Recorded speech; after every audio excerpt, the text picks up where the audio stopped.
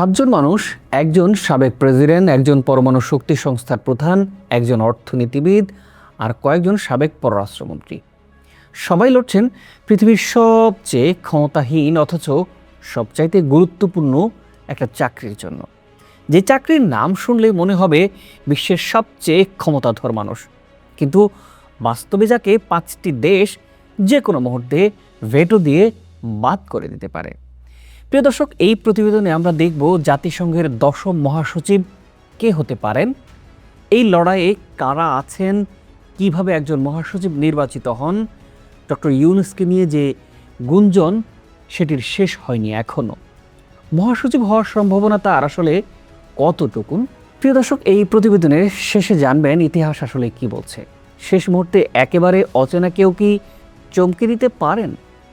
তাহলে চলুন শুরু করা যাক।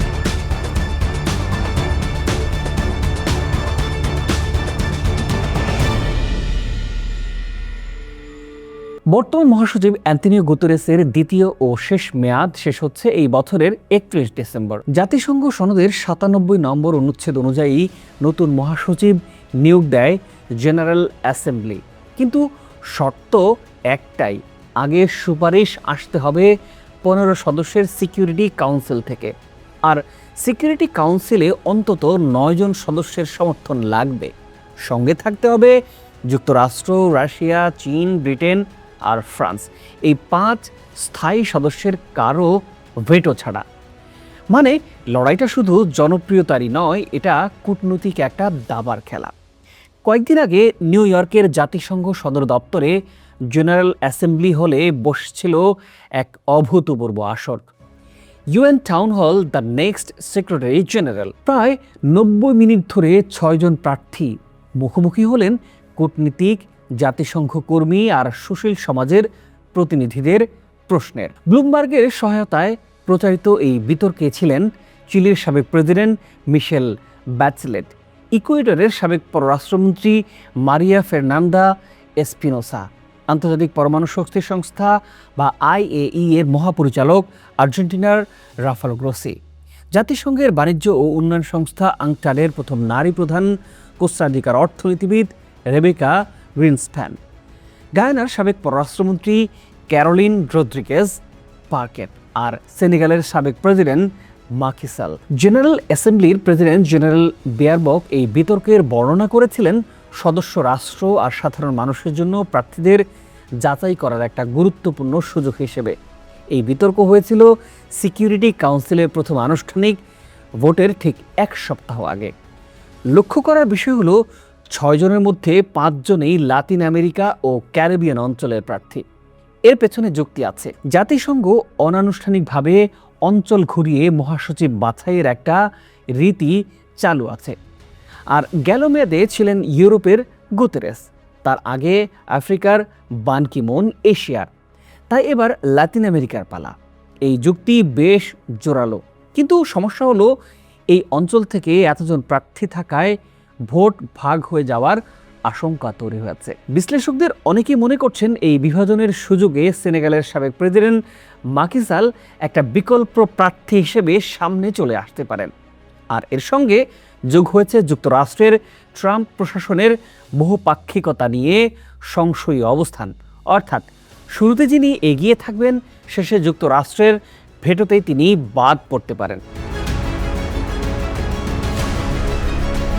গেল 80 বছরে জাতিসংঘ কখনো নারী মহাসচিব পায়নি। এবারও এই দাবি জোরালো হয়ে উঠেছে। 6 প্রার্থীর মধ্যে 4 জনই নারী, ব্যাচেলেট, এসপিনোস, গ্রিনস্প্যান আর রদ্রিগেজ পার্কেট। জাতিসংঘের 81 বছরের ইতিহাসে এই প্রথমবার এতজন নারী প্রার্থী একসঙ্গে মূল লড়াইয়ে আছেন, যা এই নির্বাচনকে আগের চাইতে আলাদা করে তুলেছে। প্রিয় দর্শক, এখন আসি এমন একটা প্রসঙ্গে যা আমাদের দেশের অনেক মানুষের কাছে বিশেষভাবে আগ্রহের। গেল বছরের অক্টোবরে বাংলাদেশে গুঞ্জন উঠেছিল সাবেক প্রধান উপদেষ্টা ও নোবেলজয়ী অধ্যাপক মোহাম্মদ ইউনূস জাতিসংঘের মহাসচিব পদের প্রার্থী হতে যাচ্ছেন। তবে তৎকালীন প্রধান উপদেষ্টার প্রেস সচিব শফিকুল আলম তখনই এই গুঞ্জন সরাসরি নাকচ করে দিয়েছিলেন। এই বছরের ফেব্রুয়ারিতে অধ্যাপক ডক্টর ইউনূস উপদেষ্টার দায়িত্ব থেকে সরে দাঁড়ানোর পর তার প্রার্থী হওয়ার বাস্তব সম্ভাবনা আরও ক্ষীণ হয়ে পড়েছে বলেই ধারণা করা হচ্ছে। কিন্তু এই গল্পটা এখানে শেষ হয়নি। একটু পরেই বলছি কেন কিছু বিশ্লেষক এখনও তার সম্ভাবনা আসলে পুরোপুরি উড়িয়ে দিচ্ছেন না। তাহলে কি তিনি হতে পারেন জাতিসংঘের পরবর্তী মহাসচিব? জাতিসংঘের ইতিহাসে মনোনয়নপ্রাপ্ত প্রার্থীদের বাইরে গিয়ে অন্য কাউকে মহাসচিব করার নজিরও কিন্তু আছে। 1953 সালে পরাশক্তিগুলোর মধ্যে অচলাবস্থার কারণে সুইডেনের ড্যাগ হ্যামারশেল্ড আচমকা মহাসচিব হয়ে যান, অথচ তাকে কখনো আনুষ্ঠানিক প্রচারণায় দেখাই যায়নি। আবার 1981 সালে 16 দফা ভোটের পরও যখন কুট বলহামি আর সালিম আহমেদ সালিমের মধ্যে অচলাবস্থা কাটছিল না, তখন পেরুর হাবিয়ের পেরেজ দে কুয়েরার, যিনি নিজেও জানতেন না তাকে বিবেচনা করা হচ্ছে, শেষমেশ মহাসচিব হয়ে যান তিনি। তাই ইতিহাস বলছে শেষ মুহূর্তে চমক দেখানোর সুযোগ কখনোই পুরোপুরি বন্ধ থাকে না। তবে 2015 সালের পর স্বচ্ছতা ও সংস্কারের কারণে এখন হুট করে অপরিচিত কাউকে বসিয়ে দেওয়ার আগের চেয়ে অনেক কঠিন হয়ে পড়েছে। আর এখানেই সবচাইতে তাজা খবরটা, বিতর্কের ঠিক এক সপ্তাহ পর গেল 30 জুলাই সিকিউরিটি কাউন্সিল তাদের প্রথম গোপন স্ট্রপোল বা আনুষ্ঠানিক আভাস ভোটের সম্পন্ন করেছে। এই অনানুষ্ঠানিক ভোটে প্রতিটি সদস্য দেশ প্রতিটি প্রার্থীকে উৎসাহিত, নিরুৎসাহিত বা মতামত নেই এই 3 ক্যাটাগরিতে ভোট দেয়। ফলাফল আনুষ্ঠানিকভাবে প্রকাশ করা হয় না, তবে সংবাদ মাধ্যমে যা ফাঁস হয়েছে তা বলছে কোস্টারিকার রেবেকা গ্রিনস্প্যান সবচাইতে এগিয়ে আছে 10টি উৎসাহিত ভোট পেয়ে, এরপর গায়ানার রদ্রিগেজ বার্কেট 9 ভোট নিয়ে, আর তৃতীয় স্থানে আর্জেন্টিনার রাফায়েল গ্রোসি 7 ভোট নিয়ে। তবে মনে রাখা জরুরি, প্রথম রাউন্ডে এগিয়ে থাকা মানে শেষ পর্যন্ত জেতা নয়, কারণ যে কোনো মুহূর্তে 5 স্থায়ী সদস্যের কেউ ভেটো দিয়ে বসতে পারেন। আগের অভিজ্ঞতা বলছে এই ভোটাভুটি চলতে পারে গ্রীষ্ম জুড়ে, আর চূড়ান্ত সিদ্ধান্ত আসতে পারে এই বছরের সেপ্টেম্বর-অক্টোবরের দিকে।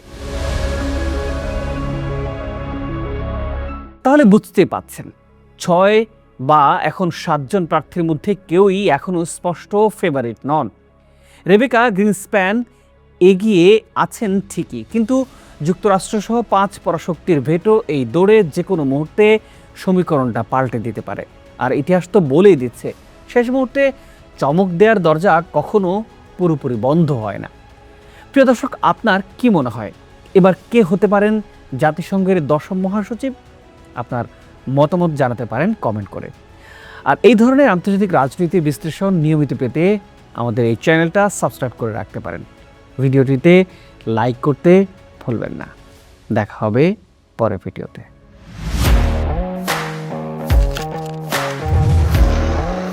প্রফেশনাল স্টুডিও খুঁজছেন? ঢাকার প্রাইম লোকেশন নয়াপল্টনে দেশ সমাচার স্টুডিও আপনার কন্টেন্ট প্রোডাকশনের নির্ভরযোগ্য ঠিকানা। এখানে পাবেন 4K ক্যামেরায় মাল্টি অ্যাঙ্গেল রেকর্ডিং, আছে গ্রিন ও ব্ল্যাক স্ক্রিন সেটআপ, উন্নত মানের মাইক্রোফোন ও sound proof voice over booth. আপনার পছন্দ মতো স্টুডিও ডিজাইন করার সুযোগও থাকছে। Hazrat Shahjalal news content, talk show, interview বা পডকাস্ট যা কিছুই করেন এখানে পাবেন প্রফেশনাল সেটআপ আর ফুল এডিটিং সাপোর্ট। আপনার চাহিদা অনুযায়ী বুক করতে পারেন আজই। কল কিংবা হোয়াটসঅ্যাপ করুন এই নাম্বারে 01-720-210657। ভিজিট করুন আমাদের ওয়েবসাইট ও ফেসবুক পেজ।